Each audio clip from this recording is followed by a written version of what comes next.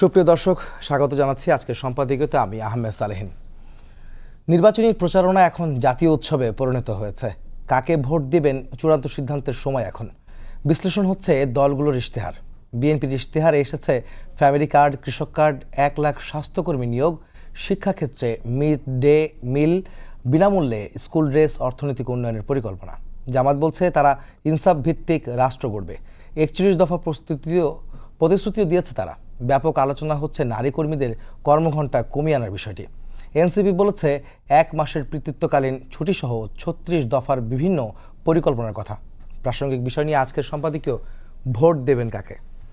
আর এইসব নিয়ে কথা বলতে আমাদের স্টুডিওতে উপস্থিত আছেন নীলোফার চৌধুরী মনি, স্বনির্ভর বিষয়ক সহ সম্পাদক বিএনপি, এবং সামান্তা শারমিন, সিনিয়র যুগ্ম আহ্বায়ক, জাতীয় নাগরিক পার্টি।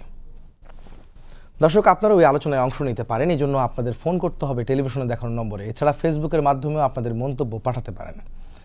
আলোচনার শুরুতে জানিয়ে দিব আজকের প্রধান শিরোনামগুলো। নকল সিল বানাতে গিয়ে ধরা পড়েছে ধর্মের নামে বিভ্রান্তি ছড়ানো গোষ্ঠী। নির্বাচন নিয়ে ষড়যন্ত্র রুখে দেওয়ার আহ্বান তারেক রহমানের। পরিবর্তনের জন্য চাইলেন ধানের শীষে ভোট। মজলুম একটি দল 5 আগস্টের পর জালিমে পরিণত হয়েছে, আর ফ্যাসিবাদ দেখতে চান না জনগণ। নির্বাচনী জনসভায় জামাতে আমির, সুযোগ পেলে ঐক্যবদ্ধ সরকার গঠনের ঘোষণা। শেষ মুহূর্তে প্রচারণা তুঙ্গে। প্রতিশ্রুতি নিয়ে পাড়া মহল্লায় প্রার্থীরা, মাঠে আইনশৃঙ্খলা বাহিনীর 9 লাখ সদস্য মোতায়েন। ভোট কারচুপির সুযোগ দেখছে না সরকার।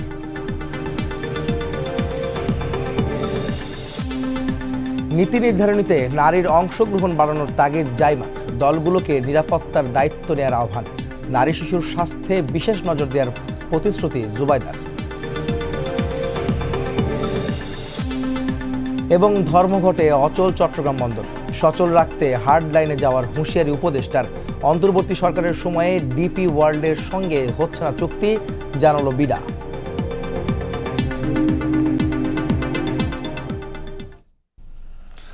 দর্শক, 12 ফেব্রুয়ারি নির্বাচন, আর মাত্র কয়েকটা দিন বাকি, 4 দিন বাকি আছে। এই মুহূর্তে আসলে সবাই ইশতেহার দিয়েছে, অঙ্গীকার করছে সাধারণ মানুষের কাছে তারা কি করবে সংহমতা গেলে।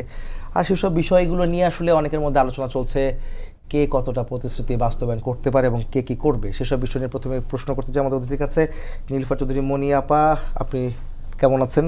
আপনাকে স্বাগত আমাদের সময় স্টুডিওতে। ধন্যবাদ। প্রথমে জানতে চাই আপনার কাছে, ভোটারদের মন জয় করতে বিএনপি কোন জায়গায় সবচেয়ে বেশি গুরুত্ব দিচ্ছে? আপনারা গত পরশুদিন ইশতেহার দিয়েছেন, যে ইশতেহারে 9টি বিষয়কে বেশি গুরুত্ব দিয়েছেন। এছাড়াও অনেকগুলো বিষয় আপনারা টাচ করে গিয়েছেন এবং অনেক বিষয় প্রতিশ্রুতি দিয়েছেন। সবচেয়ে বেশি কোন জায়গাটাকে গুরুত্ব দিচ্ছেন? ধন্যবাদ। যারা শুনছেন আমার শুভেচ্ছা এবং আমার সহ আলোচককে। দেখেন, বিএনপি ভোটারদের জন্য যেটা করবে, যে ধরনের কাজ করবে, সেই কাজগুলোকে গুরুত্ব দিয়েছে। যদি বলেন সবচেয়ে বেশি গুরুত্ব নারীর ফ্যামিলি কার্ড, নারীদেরকে নারীর ক্ষমতায়ন, তারপর আপনার বৃক্ষরোপণ, বেকারদের কর্মসংস্থান, তারপর আপনার স্বাস্থ্যকর্মী নিয়োগ, বৃক্ষরোপণ, এই জিনিসগুলোকে, এবং কৃষক কার্ড, এই জিনিসগুলোকে বিএনপি গুরুত্ব দিয়েছে। বিএনপি যদি সরকার গঠন করতে পারে তাহলে বিএনপি এই কাজগুলো করবে, খুব সিরিয়াসলি করবে। বিএনপি, আপনি জানেন, বিএনপি যে কথা বলে সেটা রাখার চেষ্টা করে। শহীদ প্রেসিডেন্ট জিয়াউর রহমান থেকে শুরু করে তার ধারাবাহিকতায় দেশনেত্রী বেগম খালেদা জিয়া এবং এখন জনাব তারেক রহমান সাহেব, উনি যে কথাগুলো দিচ্ছেন সেই কাজগুলো করার জন্য আমরা ইতিমধ্যেই বিভিন্ন জায়গায় বিভিন্ন যোগাযোগ করা থেকে শুরু করে যেভাবে কাজ করলে ভালো হবে বাংলাদেশের মানুষের জন্য, বাংলাদেশের লোক স্কিল করে বিদেশ পাঠানো, এই জিনিসগুলো উপর বিএনপি সবচেয়ে বেশি গুরুত্ব দিয়েছে। এবং প্রবাসীদের জন্য কিন্তু আজকে তারা এখন বলছেন, যারা যুবক, যারা প্রবাসী যেতে চায় তাদের জন্য তারা একটা সহজ সুদে, প্রশিক্ষণের পাশাপাশি সহজ সুদে তাদেরকে ঋণ দেওয়া হবে যেন তারা বিদেশে যেতে পারে। সেই বিষয়টাও কি আসলে কতটা বাস্তবসম্মত বাংলাদেশের? অবশ্যই বাংলাদেশের প্রেক্ষাপটে ভীষণভাবে বাস্তবসম্মত, কারণ অনেক রকম মেধা আছে, শুধুমাত্র সম্পূর্ণরূপে অর্থের অভাবে এবং প্রশিক্ষণের অভাবে, দক্ষতার অভাবে তারা হয়তো ওইভাবে যেতে পারে না। এটা যদি আমরা এই সুযোগটা দিই, কারণ আমরা রেমিটেন্সের উপরেই বেঁচে আছি, এই দেশটা চলছে, তো রেমিটেন্সের বড় একটা অংশ বিদেশি আনস্কিলদের কাছ থেকেই আসে।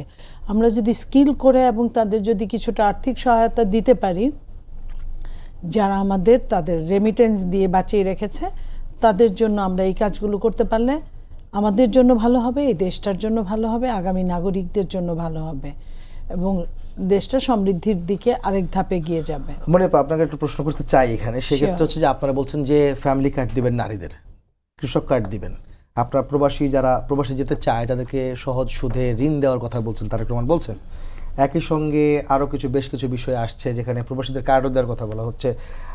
তো এইটা বাংলাদেশের যে অর্থনীতি, যে বর্তমান প্রেক্ষাপট, গত 15 বছরের আপনারা বলে থাকেন যে দুর্নীতি হয়েছে বা দুর্নীতি হচ্ছে, আমরা দেখেছি লুটপাট হয়েছে, সেই অর্থনীতি, ভঙ্গুর অর্থনীতিতে সামনের যে ক্ষমতায় আসবে যারা, তারা কি পারবে সেই অর্থনীতিকে আগে ঠিক না করে এগুলি করতে? যদি আপনারা বলেছেন ধাপে ধাপে দিবেন, আমরা ধাপে ধাপে, আপনি নিজেই উত্তর দিলেন অর্ধেকটা, আমরা ধাপে ধাপে দিব। 1 নাম্বার।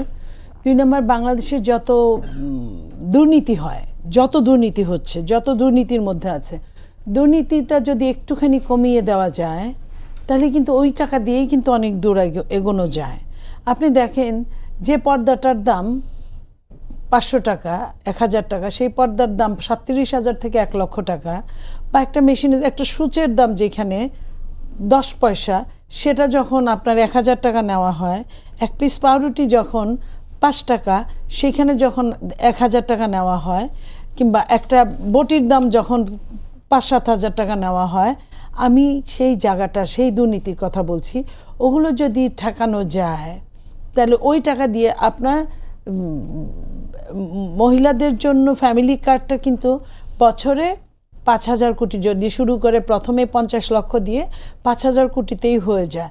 সেই টাকাটা কিন্তু অনায়াসে আমরা এখান থেকে করতে পারি। আর নারী ও শিশু মন্ত্রণালয়ের বাজেট আপনি জানেন সবচেয়ে কম বাজেট আছে ওইখানে। ওইখানটায় যদি একটু বাজেটটা বেশি থাকে, বেশি করা হয়, বাজেটের অন্য জায়গাগুলো ছাঁটাই করে, যে জায়গাগুলো একটু কম হলেও চলে, যে জায়গাগুলো বাজেট আপনারা জানেন যে বাংলাদেশে এমন অবস্থা যে মে জুনের দিকে সব টাকা কিভাবে খরচ করবে, খরচ করার জায়গা পায় না এক মন্ত্রণালয়, তখন যা খুশি তাই কিনে টাকাটাকে খরচ করে দেয়। সেই জায়গায় যদি আমরা সিস্টেমেটিক ওয়েতে কাজ করতে পারি, আমরা মনে হয় কম টাকা দিয়েও অনেক বেশি কাজ করতে পারবো। এটা আমি মনে করি। সমান্তর সামনে আপনার একটু বলেন তো, আপনাকে যেতে চাই সেটা হচ্ছে যে আপনার কথা তো শুনলেন, আমি সেই প্রশ্নটা আসবো যে তাদের বিএনপির যে ইশতেহার দিয়েছে এবং আপা যে কথাগুলি বলো সেগুলি বাস্তবধর্মী কিনা, এবং এছাড়া এনসিপিও তো তাদের ইশতেহার দিয়েছে, নির্বাচন ইশতেহার, এবং যে জোটে বা যে সমঝোতায় আপনারা আছেন জামাতও দিয়েছে, কোনটাকে বেশি আপনারা গুরুত্ব দিচ্ছেন? ধন্যবাদ আপনার প্রশ্নের জন্য। সময় টেলিভিশনের কলাকুশলী যারা দেখছেন সকলকে সালাম দিচ্ছি, শুভেচ্ছা। আপা আলোচক হিসেবে আছেন আজকে, আপাকেও সালাম ও শুভেচ্ছা। আমার কাছে মনে হয় যে আমি মানে ওভারঅল ইশতেহার কি এই বিষয়টা নিয়ে একটু আলাপ করতে চাই, যদি আপনার সুযোগ হয়। মানে আমার কাছে মনে হয় যে পার্টিজান যে ভূমিকা, এটা আমাদের অনেকেরই আছে যারা আমরা পার্টি করি, কিন্তু আমার কাছে এটা মানে এটার চেয়ে গুরুত্বপূর্ণ হচ্ছে আপনি বিষয়ভিত্তিক সত্য আলোচনাকে তুলে আনা, এটা আমার কাছে বেশি গুরুত্বপূর্ণ। ইশতেহার সম্পর্কে আমি এবার একটা জিনিস এক্সপেক্ট করছিলাম যে যেহেতু এখানে নতুন বাংলাদেশের অনেকগুলো অ্যাসপিরেশন, কিন্তু এটা বিএনপিও বলেছে, জামাতও বলেছে, এনসিপিও বলেছে, সকল দলের মধ্যে একটা নতুন রাজনীতির অ্যাসপিরেশন আছে। আমি এবার চেয়েছিলাম যে গত এই যে 53 ইয়ার্সে অনেকগুলো সরকার, তো আমরা নানান রকমের সরকার দেখলাম, একটা কোনো না কোনোভাবে আমি একটা অবজারভেশন আশা করছিলাম যে তাদের দেওয়া ইশতেহারগুলোর কত % তারা সফল করতে পারেন। এটার মধ্যে আওয়ামী লীগও থাকতে পারে, মানে এইটার একটা অবজারভেশন, এটার একটা ক্রিটিক্যাল অ্যানালাইসিস আমি এবার এক্সপেক্ট করছিলাম, যেটা আসলে দেখতে পাই নাই। সো আমার কাছে মনে হয় যে কোনো দলই তার মোট ইশতেহারের 5% আসলে ফুলফিল করতে পারেন না, এবং এটা চেক দেওয়ার কোনো মানুষ নাই আসলে বেসিক্যালি বাংলাদেশে। সো এইটা আসলে এই ইশতেহারগুলো মানে আমরা মানুষকে, আমাদের দেশের মানুষকে আমরা সাধারণ ভোটার হিসেবে সবসময় বলি, তাই না? তো সাধারণ ভোটার মানে এটা এমন একটা চলিত কথার মধ্যে চলে আসছে যে আমি যদি বলি আমি নির্বাচিত, সেক্ষেত্রে কিন্তু আমার নির্বাচক মণ্ডলী আছে, তাহলে নির্বাচক মণ্ডলী হওয়ার কথা যে আমাদের সাধারণ মানুষ, কিন্তু ওনাদেরকে আমরা ভোটার বলতে বলতে আমরা হচ্ছে দলীয় ভোটারের ক্ষেত্রেও কিন্তু দলীয় ভোটারের পরিচয়ে তাদেরকে পরিচিত করতে বেশি পছন্দ করি, যে তারা যেই আসুক বিএনপির ভোটার, তারা যেই আসুক আওয়ামী লীগের ভোটার, এবং এই ক্ষেত্রে কিন্তু আওয়ামী লীগের ভোট ব্যাংক কারা নিবে এই আলাপটা কিন্তু তখন আসে। কিন্তু তাদের যে স্বতন্ত্র আইডেন্টিটি, তাদের নির্বাচক মণ্ডলী হিসেবে তাদের যে মর্যাদা, এইটা কোনো দলই এটাকে অ্যাকনলেজও করে না। সবাই প্রত্যেকেই চেষ্টা করে যে নিজেদের ভোট ব্যাংককে সন্তুষ্ট রাখা আর সুইং ভোটার থেকে 5 to 10%কে আকৃষ্ট করা, নিয়ে আসা। সো এইটা হচ্ছে পরিস্থিতি বাংলাদেশের এখন। আমাদের ইশতেহারগুলোতে যেভাবে প্রমিস করছেন, এই প্রমিসগুলা দেখে আমার কাছে একটা মানে অদ্ভুত আশঙ্কা, একই সাথে অবাক বিস্ময় কাজ করেছে। এমন একটা বিষয় যে এই মানে এমনভাবে ইশতেহার দিচ্ছেন যে অপোজিশন বলে আর কিছু থাকবে না মনে হয়। মানে কেউ বিবেচনাই করছেন না প্রত্যেকটা খাতে প্রত্যেকটা প্রকল্প উপস্থাপন করার সময় তো আসলে মাঠ পর্যায়ে অপোজিশন নামের একটা জিনিস থাকে, মানে বিরোধী এটা কি দল আপনার থাকে। দলের জন্য কি প্রযোজ্য? মানে আপনার দলও তো ইশতেহার দিয়েছে, তাদের কথা কি বলছেন? মানে আমি কিন্তু আগেই বলেছি আমার সবগুলো দল। অবস্থান আপনার শোতে নানান সময়ে আমি বহুবার ব্যাখ্যা করে করে ক্লান্ত, যে আমি আমার আমি এই ক্ষেত্রে জিজ্ঞেস করেছিলাম আপনার, সেটা আর এটাই আমার কাছে মনে হচ্ছে যে ইশতেহারগুলোর যে মূল ব্যাপার, মূলগত যে জায়গাটা, আমরা কি ধরনের ইশতেহার আসলে চাই, ইশতেহারের মধ্যে বাস্তব ভিত্তি অত্যন্ত কম, এবং এটা আসলে দলগুলো আবার স্বীকারও করে যে এটা আমরা চাই, এটা আমাদের রাষ্ট্রকল্প বা পরিকল্পনা, ভবিষ্যৎ পরিকল্পনা। এটা 5 বছর মেয়াদি আসলে কাউকেই আমি বলতে শুনি নাই। সো কিন্তু ইশতেহার দেওয়ার সময় স্বল্প মেয়াদি, মধ্যম মেয়াদি এবং দীর্ঘমেয়াদী পরিকল্পনার ভাগ করা উচিত।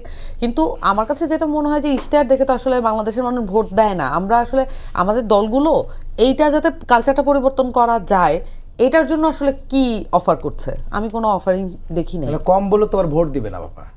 মানে ইশতেহারে যদি প্রতিশ্রুতি ইশতেহারে কম যদি দেয়, কম- সেক্ষেত্রে মানে এটাও তো একটা সংখ্যা থাকে না। না, এইটা আসলে অনেকটাই ন্যারেটিভের উপরে ডিপেন্ড করে, যে আপনি মানে শিক্ষিত সমাজে এবং বিভাগীয় শহরে এবং সিভিল সোসাইটিতে বলার মতো কতগুলো জার্গন দিচ্ছেন, এগুলো বেশিরভাগই আসলে তারা পূরণ করবেন, এবং এটার কোনো বাস্তবিক ভিত্তিই নাই। কারণ প্রত্যেকটা বিষয় আপা যে জিনিসগুলো বললেন, এগুলো প্রত্যেকটা বিষয় মাঠে ইমপ্লিমেন্ট করতে গেলে অপোজিশন তারা বাধাপ্রাপ্ত হবেন।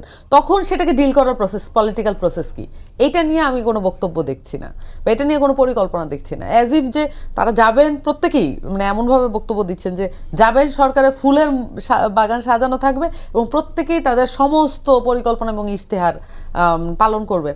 এইটা এইভাবে ঘটে না। বাংলাদেশের রাজনৈতিক বাস্তবতাকে অস্বীকার করে এই ইশতেহারগুলোকে সামনে আনা হয় আর কি। আরেকটা বিষয় সেটা হচ্ছে যে তারা যে বলছে যে কৃষক কার্ড দিবে, ফ্যামিলি কার্ড দিবে, সেটা কি আসলে বাস্তবসম্মত কিনা আপনার কাছে? এই টাকা দিয়ে মানে দুর্নীতি যেভাবে হয়েছে, লুটপাট যেভাবে হয়েছে, আপাকে যে প্রশ্নটা করেছিলাম, তাতে করে কি এটা সম্ভব কিনা? আমি এই মানে অভ্যুত্থানের পরে একদম বড় পর্যায়ের একদম মেইন স্ট্রিম পলিটিক্স করতে এসে আমার একটা অভিজ্ঞতা হয়েছে, যে আমার কাছে মনে হয় যে বাংলাদেশের মানুষের প্রত্যেকটা মানুষের আপনি রাইটস, মানে যেটা 5টা মৌলিক অধিকার, এটা ইভেন আপনি যদি বিনোদনকে 6ঠতম মৌলিক অধিকার বিবেচনাও করেন, বাংলাদেশের রাজস্ব এবং যে রেমিটেন্স এবং সব কিছু মিলিয়ে আমাদের যে আয়, সেটা যথেষ্ট আমাদের দেশের মানুষকে পরিপুষ্ট করে প্রতিপালন করার জন্য। এটা যথেষ্ট আমার কাছে মনে হয়। প্রচুর পরিমাণ অর্থ সংকুলান আমাদের দেশে হয়, এবং কিন্তু সমস্যাটা যেটা হয়, ঋণ। প্রত্যেকটা মানুষ মাথা পিছু ঋণ নিয়ে ঘুরছে, এবং যারা অনাগত সন্তান এবং যারা আসছে তারাও ঋণের বোঝা মাথায় নিয়ে আসছে। কিন্তু দুর্নীতির বিষয়টা এমন যে আপনি একজন দুর্নীতিগ্রস্ত লোককে আপনি কখনোই তাকে কোনো সংখ্যা দিয়ে সন্তুষ্ট করতে পারবেন না। সো এইটাকে কমানোর জন্য আসলে পলিটিক্যাল পোলারাইজেশন, এইটা কমানো ছাড়া অন্য কি পদ্ধতি আছে, আমি আসলে একটু কিউরিয়াস, এটা আমি জানতে চাই। পলিটিক্যাল পোলারাইজেশনটাতে এমনভাবে তৈরি করা হয় যে সর্বোচ্চ পরিমাণ এনিমি, তাহলে সর্বোচ্চ পরিমাণ এনিমি আপনাকে মাঠে সহযোগিতা করবে, এটার বিবেচনা আমরা কেন করছি? মানে দুর্নীতি কখন করতে হয়, আমাকে সর্বোচ্চ পরিমাণ পাওয়ারফুল হতে হবে টু, মানে আমার পুরো থ্রোন, যেটা আমি যে রাজত্ব আমি বানাইছি, এইটাকে আমি মানে ধরে রাখতে হবে, এটা বাড়াতে হবে। আপনি শুধু ধরে রাখলে এটা কমে যাবে, এটাকে না বাড়ালে এটা কমে যাবে। সো এই যে বিবেচনা থেকে দুর্নীতিগ্রস্ত মানুষকে আবার পাওয়ারফুল পজিশনে দেওয়া, মানে এবং কিভাবে আপনি দুর্নীতিগ্রস্ততা কমাবেন যদি আপনার সংসদে দুর্নীতিগ্রস্ত লোক থাকে, ঋণ খেলাপের মতো লোক থাকে, মানে অলিগার্ক ব্যবসায়ী থাকে, মানে যাদের ব্যাপারে আইনত অভিযোগ আছে তারা যদি থাকে, তাহলে আপনি এটাকে কিভাবে কমাবেন? এটা তো কোনো জি অপশন আপা নেই। নির্ভর আপা আপনার কাছে যাচ্ছে, সেটা হচ্ছে যে তারা কোনো বলেছেন যে কোনো পরিকল্পনা বাস্তবায়ন হবে না দুর্নীতি বন্ধ না করলে, দুর্নীতি দমন না হলে, আইনের শাসন এবং জবাবদিহিতামূলক সরকার যদি না থাকে, তাহলে আসলে কোনোভাবেই কোনো পরিকল্পনাই কারো পরিকল্পনাই বাস্তবায়ন সম্ভব না। যদি দুর্নীতির কথা আপনি বলছিলেন, আইনের শাসনটা আসলে কত দ্রুত দরকার বাংলাদেশে, জবাবদিহি সরকার কতটুকু দরকার? দেখেন, বাংলাদেশে বহু বছরে, যে 54-55 বছরের বাংলাদেশ, আইনের অনুশাসন দুই একটা সময় কিছু কিছু ছাড়া কখনোই আমরা দেখিনি। এই যে এটার এত লম্বা অনুপস্থিতিতে, যেমন ধরেন 15.5 বছর তো চরমভাবে অনুপস্থিতি ছিল, যে একটা শ্রেণী কোনো অপরাধ না করলেও তারা অ্যারেস্ট হতো, জেল জুলুম হুলিয়া তাদের জন্য একদম বাধ্যতামূলক ছিল।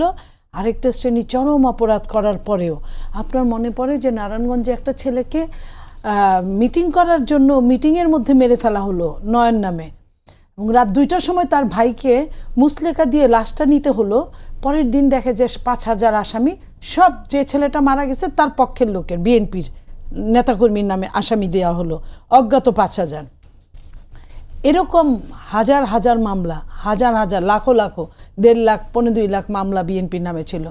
তো সেই জায়গায় আমরা বলতে চাই যে অনেক তো হলো, অনেক হলো, সবার কিন্তু অনেকটাই অভিজ্ঞতা হয়েছে, সাফার ছিল প্রত্যেকেই। তারপরেও আমাদের কেন শিক্ষা হয় না আমি জানি না। এই জায়গা থেকে বলেন না যে আমি আপনার একটা হাত ভেঙে দিলাম সুযোগ পেয়ে, আপনি আমার 2টা হাত ভেঙে দিলেন, তারপর আমি আপনার পা ভেঙে দিলাম, আপনিও আমার হাত পা সব ভেঙে দিলেন, কি হলো? এটার তো একটা শেষ থাকা দরকার, কোথাও না কোথাও থামা দরকার, কাউকে না কাউকে ক্ষমা করা দরকার, এবং ক্ষমা করার আগে বলা দরকার যে আজকে থেকে আইনের অনুশাসন তোমার জন্য যেটা আমার জন্য একই। ওই যে পর্যন্ত এই কথাটা না বলা হবে, এই কাজটা না হবে, যেমন আমাদের নেতা একটা কথা বলেছিলেন বিবিসি বাংলার প্রশ্নের উত্তরে, যে আমি কোনো প্রতিশোধ চাই না, আমি শাস্তিটা চাই, আমার উপর যা করা হয়েছে সেটার জন্য যে শাস্তিটা তাদের প্রাপ্য সেটা চাই, আমি আমার উপর করা হয়েছে বলে অন্যায়, আমি প্রতিশোধ চাই না। আমার কাছে এই কথাটা ভীষণ ভালো লেগেছে, এবং আমি ওই কথাটা ওইভাবেই বলতে চাই, কোনো প্রতিশোধ না, যে যতটা করবে সে ততটুকুর জন্য সাফার করা জরুরি আমি মনে করি, এবং সেখান থেকে শিখবে অন্যরা যে যে কোনো অন্যায় করলে টুডে অর টুমোরো এটার জন্য জবাবদিহিতার আওতায় আসতে হবে। এটা আমরা দুঃখজনকভাবে সত্য যে একটা অনির্বাচিত সরকার, একটা অরাজনৈতিক সরকার ছিল, তারপরেও আমরা এটা দেখলাম না। আমরা এইখানেও দেখলাম যে এক ধরনের মানুষকে সুযোগ দেওয়া হচ্ছে, আরেক ধরনের মানুষের জন্য সম্পূর্ণরূপে অন্যায়। যে যেটা, যেমন ধরেন যে আমি অপরাধ করছি, আমি শাস্তি পাইতে রাজি, কিন্তু আমি অপরাধ করলাম সামান্তার বাড়িতে, আমাকে যদি চট্টগ্রামে যদি অপরাধের জন্য আসামি করা হয়, এটা কিন্তু দুঃখজনক।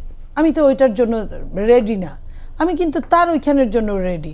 সো এই জায়গাটা, সাদাকে সাদা বলা এবং কালোকে কালো বলার মতো একটা সরকার দেখার এই জীবদ্দশায় ভীষণ ভীষণ ইচ্ছা ছিল আমার, এবং আমার মনে হয় যে এই ইচ্ছাটা পূরণ হলে, আমি কি পেলাম না এটা বড় কথা না, এই ইচ্ছাটা পূরণ হওয়াটাও একটা ব্যাপার।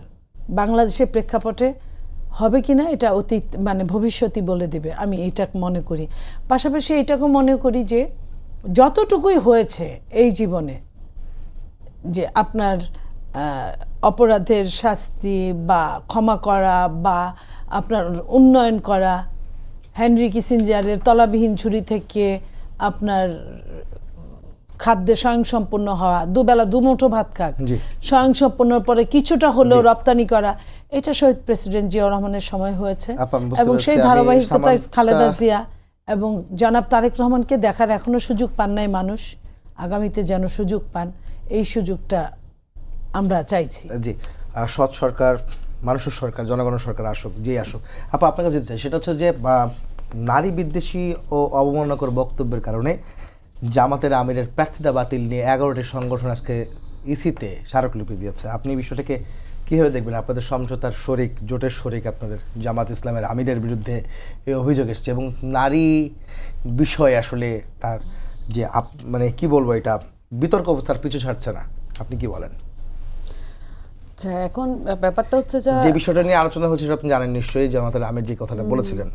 না, আমি আলাপটা জানি, এবং আমি এটা আপার সাথে একটা সত্য মনে হয় এই আলাপটা নিয়ে আলাপটা করেছিলাম। আসলে আমি এটাকে কিভাবে দেখি, আমার কাছে মনে হয় যে আমি শুরুতে এটা বলেছিলাম, অনেকবারই এটা বলেছি যে জামাত যা করবে এটার সমস্ত দায় আসলে এনসিপিকে নিতে হচ্ছে। ওয়েদার এনসিপি করুক বা না করুক সেটার দায় তাকে নিতে হচ্ছে, এটাই এখন বাস্তবতা এবং এটাই চলতে থাকবে আর কি সামনে। এখন দুঃখজনক ব্যাপার, কারণ আমরা অন্তত পার্টির ভিতরে এরকম মনে করি না, নারীদের ব্যাপারে আমরা এরকম মনে করি না। পরবর্তীতে দেখলাম তার যে মন্তব্য, এই মন্তব্য যেই মাধ্যমে, সোশ্যাল মিডিয়ার যেই মাধ্যমে তিনি দিয়েছেন, সেটা নিয়ে একটা বিস্তর আলাপ আলোচনা। এখন আমি যেহেতু সফটওয়্যার ইঞ্জিনিয়ার না, আমি আলাপে এন্টারটেইনও করব না, কিন্তু আমি যেটা বুঝি যে নারীদের বিষয়টা অন্যান্য রাজনৈতিক ইস্যুর মতো বাংলাদেশে একটা খুব মেইন স্ট্রিম পলিটিক্যাল ইস্যু, এবং এই ইস্যুটাকে কোনো দলই আসলে ঠিকভাবে ডিল করতে পারছে না। এবং যদি এমন হয় যে আমার কোনো নারী প্রার্থীকে যদি এমন হয় যে মাথায় কাপড় না দেওয়ার কারণে তার লিফলেট বিলি করতে দেওয়া হবে না, বা আমার কোনো নারী প্রার্থীকে যদি এমন হয় যে মাথায় কাপড় না দিলে তার সাথে কাজ করা যাবে না, এই ধরনের পরিস্থিতিও তো আমরা চাই না। তা আমি আসলে মনে করি যে নারীরা ঐক্যবদ্ধ, নারীদের এক ধরনের ঐক্যবদ্ধতা দরকার, এটা অ্যাবভ অল পার্টি, কিন্তু সেটার এক ধরনের কনসেনসাস বিল্ড করা প্রয়োজন। আমি মনে করি এই যে প্রয়োজনীয়তা, এটা এই অভ্যুত্থানের পরে এক ধরনের নতুন প্রয়োজনীয়তা তৈরি হয়েছে।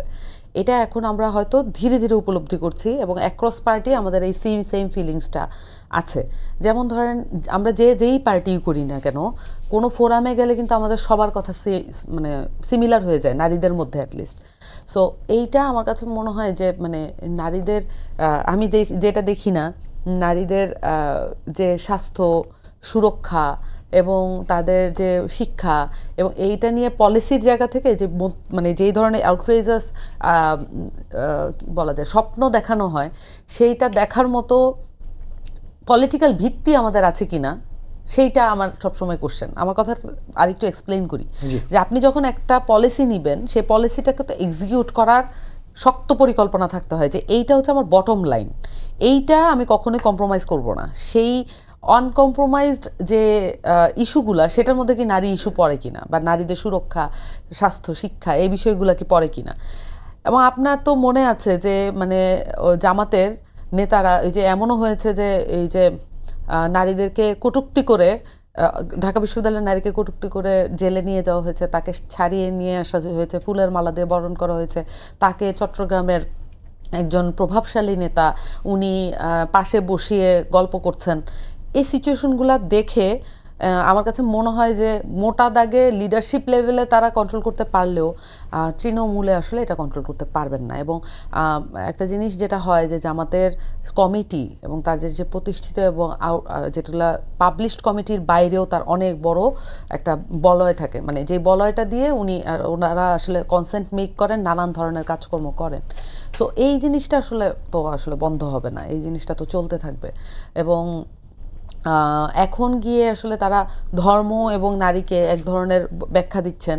এবং আল্লামা দেলোয়ার হোসেন সাঈদী, উনি যে বক্তব্য দিয়েছিলেন, একটা বক্তব্য কিন্তু রিসেন্টলি দেখা গেছে, অনেক আগের বক্তব্য, হ্যাঁ, এই সাক্ষাৎকারে উনি যা বলছেন তার সাথে আবার এই মুহূর্তের জামাতের সঙ্গে মিলে না। আবার ইন দ্য মিন টাইম এত বছর ধরে যে বক্তব্য, সেটা আবার এক রকমের।